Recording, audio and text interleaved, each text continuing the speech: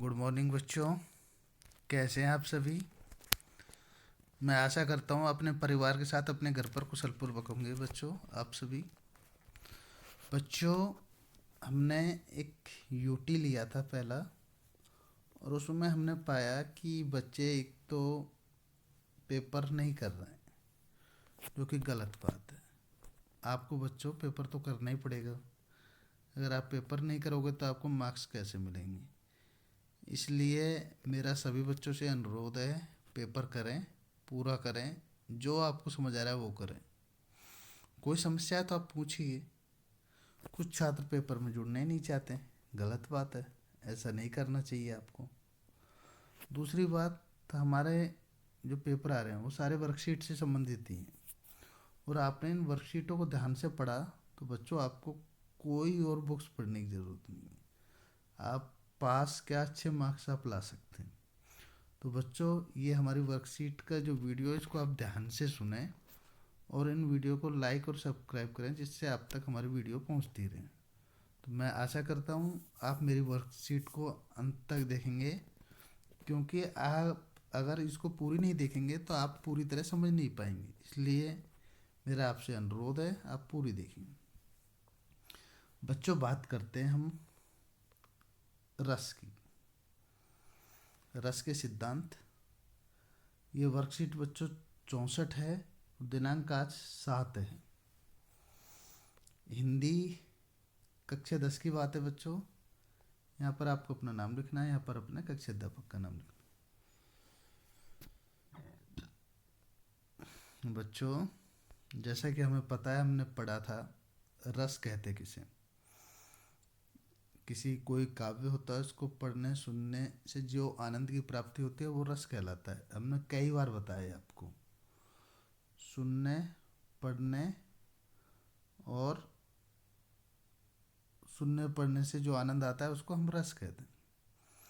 हमने इसको बताया था, आपके इसके बारे में बताया था कि रस के अंग 4 होते हैं, और पेपर में पूछा गया था, जो कि अधिकतर बच्चों ने गलत किया। स्थायी भाव, विभाव, अनुभाव और संचारी भाव।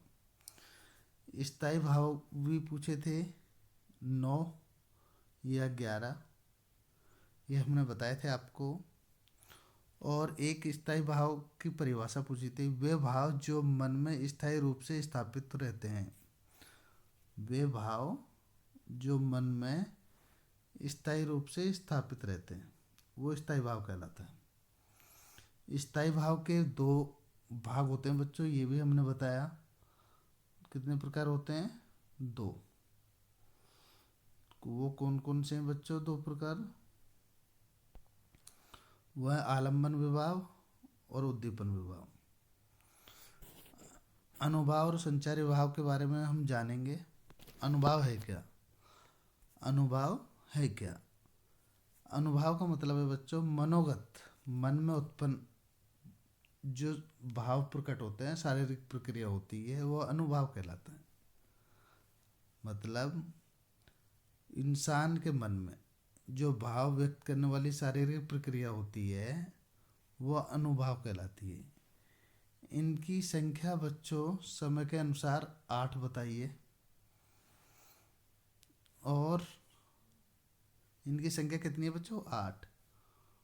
उनकी आपको जानकारी होनी चाहिए, वो याद भी होनी चाहिए, क्योंकि ये पेपर में आपसे पूछा जा सकता है।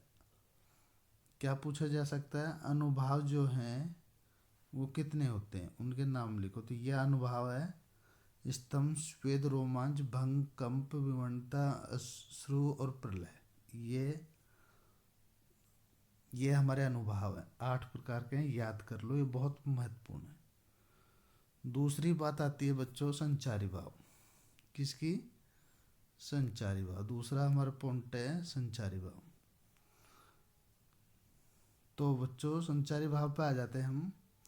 हमारे मन में या हृदय में जो भाव आते और जाते रहते हैं वो संचार होता रहता है, मतलब आना जाना, संचार होना, उसे संचारी भाव कहते हैं। ये स्थायी भाव नहीं होते बच्चों, समय के अनुसार ये बनते रहते हैं और ख़त्म होते रहते हैं। और संचारी भावक संख्या ये पेपर में पूछा गया है बच्चों आपसे। इनकी संख्या होती है संचारी भावों की 33। कितनी होती है बच्चों? 33। यह अधिकतर बच्चों का सही था। उन संचारी भावों के बारे में आपको जानना चाहिए कि वो होते कौन कौन से। वो 33 हैं। उनके हैं हर्ष, विषाद, श्रास, लज्जा, ग्लानि, चिंता, शंका, असूया, अमर्ष, मोह, गर्व, उत्सुकता, उग्रता, चपलता, दीनता, जड़ता, आवेग, निर्वेद, धृति, मति, विबोध, वित्के, श्रम, आलस्य, निद्रा, स्वपन, स्मृति, मद, उन्माद, अभिथा और अपस्मार, व्याधि, मरण। ये रस के 33 संचारी भाव हैं। कितने? संचारी भाव 33। अगर आपसे पूछा जाए बच्चों, एक प्रश्न बनता है रस की संख्या कितनी है, तो आपको 11 बतानी है। कितनी बतानी है? 11। लेकिन आपसे पूछा जाए कि आचार्य भरत मुनि के अनुसार रस की संख्या कितनी है, तो बच्चों आचार्य भरत मुनि के अनुसार रस की संख्या 9 ही है। ध्यान रखना, गलत मत करना। आचार्य भरत मुनि के अनुसार रस की संख्या 9 है और उसी के आधार पर हम इनको आगे पढ़ेंगे। वैसे इनकी संख्या 11 है, मैं बता रहा हूँ आपको। अगर आचार्य भरत मुनि का नाम नहीं आता है और आपसे पूछा जाए रस की संख्या कितनी है, 9 और 11 दोनों ऑप्शन है, तो आप 11 लिखना। अगर ऐसा नहीं होता है, आचार्य भरत मुनि के अनुसार पूछा जाता है, तो 9 ही लिखना है। ये बच्चों ये टेबल आपको बहुत महत्वपूर्ण है, याद कर लेना। 1 से 2 इसमें से क्वेश्चन पूछे जाएंगे, 4 नंबर कम से कम इसमें से, क्योंकि रस का स्थायी भाव जरूर पूछा जाता है।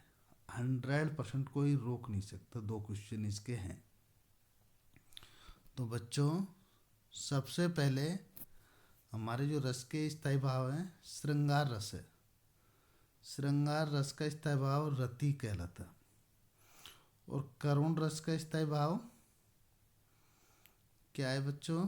करुण रस का स्थायी भाव है शोक। करुण रस का शोक। और रौद्र रस का बच्चों क्रोध। और वीर रस का उत्साह, वीरता के अनुसार। श्रृंगार, संयोग श्रृंगार, वियोग श्रृंगार। श्रृंगार रस के 2 भेद होते हैं, वो हम आगे पढ़ेंगे।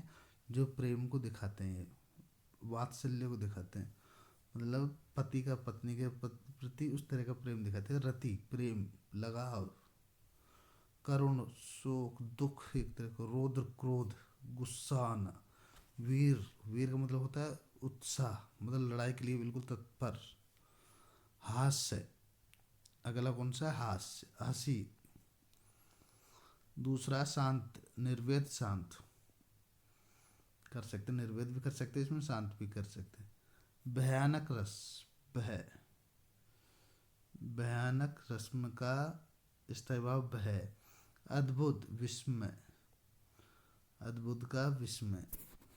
विभेद, घृणा, जो देख नहीं सकते, जुजुप्सा, जिसका महसूस ही नहीं कर सकते, बहुत गंदा मतलब। वात्सल्य, ममता, स्नेह, माँ का, बच्चे का। भक्ति, वैराग्य, अनुराग। भक्ति भक्ति होती है बच्चों। तो बच्चों ये मेरी द्वारा पढ़ाई हुई ये सारी चीज़ें आपको समझ आ गई होंगी। तो इसको बच्चों आपको ध्यान से आपको करना है। तो इस चीज़ को आपको देखना है, रस को अच्छी तरह पढ़ लेना है, ध्यान से देखना है। आगे की ओर बच्चों बढ़ते हैं हम। सबसे पहले प्रश्न आता है, अनुभाव किसे कहा गया है और अनुभावों की संख्या कितनी है? ये हमारा प्रश्न है बच्चों। कौन सा प्रश्न है? अनुभाव किसे कहा गया है और अनुभाव की संख्या कितनी है? ये हमारा प्रश्न है बच्चों। हमने ये आपको पढ़ाया था मन में जो भाव उत्पन्न होते रहते हैं उनको अनुभाव कहते हैं। मन में जो भाव होते हैं, कोई सारी क्रिया जो उत्पन्न होती है उसको मनोभाव कहते हैं। समझ आया बच्चों कि हमारे मन में भाव को व्यक्त करने वाली सारी प्रक्रिया अनुभाव कहलाती है। ये इसका आंसर है बच्चों, याद कर लेना है अच्छी तरह। और इनकी संख्या कितनी है? 8। कितनी है? 8। वो कौन कौन सी संख्या है, नाम भी पूछा जाए तो ये नाम आपके सामने है। तो ये एक प्रश्न, एक ही जगह से 3 प्रश्न बन गए। तीसरा अगला है, संचारी भाव किसे कहा गया है और संचारी भाव संख्या कितनी है? संचारी भाव किसे कहा गया है और उनकी संख्या कितनी है? बच्चों ये भी जो हमारे मन में भावों का संचार, आदान प्रदान, संचार होना अर्थात आना जाना संचारी भाव कहलाता है। संचारी भाव कहलाता है। मतलब ये यहाँ से बच्चों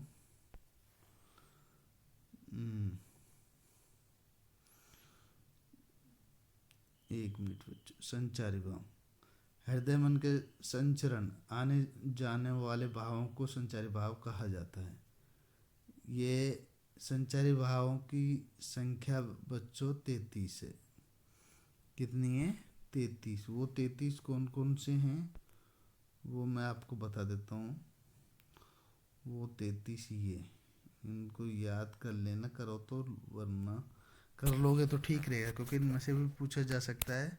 खैर ऐसा महत्वपूर्ण नहीं है लेकिन फिर भी आपको पता होना चाहिए। उसके बाद बच्चों अगला प्रश्न आपके सामने है, रस सिद्धांत के प्रणेता कौन थे? उन्होंने रसों की कितनी संख्या बताई है? मैं बता रहा था ना आपको बच्चों, वही प्रश्न आ गया आपके सामने। वही प्रश्न आपके सामने है। भरत मुनि है, आचार्य भरत मुनि इसके रचयिता हैं। रसों के कौन है? आचार्य भरत मुनि। और इनकी संख्या कितनी थी? 9। और वो 9 इसमें से ही हैं। अगला प्रश्न बच्चों, अनुभाव के कितने प्रकार हैं? उनके नाम लिखिए। प्रश्न क्या है बच्चों? अनुभाव के कितने प्रकार हैं? उनके नाम लिखिए। ये बच्चों आपका चौथा प्रश्न है। और अनुभाव की संख्या हमने 8 बताई थी आपको। कितनी बताई थी? 8। ये रही।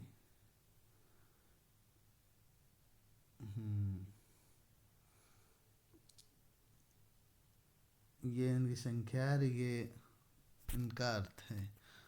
मनोगत मन में उत्पन्न भाव को व्यक्त करने वाली सारी प्रक्रिया अनुभाव कहलाती है। इनकी संख्या 8 है। ये हमने बेटा पहले भी शायद बताया था। भाव के कितने प्रकार हैं? प्रत्येक उनके नाम लिखिए। अनुभाव के कितने प्रकार हैं? अनुभाव के 8 प्रकार हैं बच्चों, जो मैंने आपको बता दिया। तो ये ध्यान से। अगली बात आती है बच्चों, ये गतिविधि है, एक्टिविटी। ये बच्चों आपको एक एक्टिविटी कि रस के बारे में जो मैंने बताया है उसके बारे में आपको क्या समझ, अच्छी तरह समझ के इसको करना है बच्चों।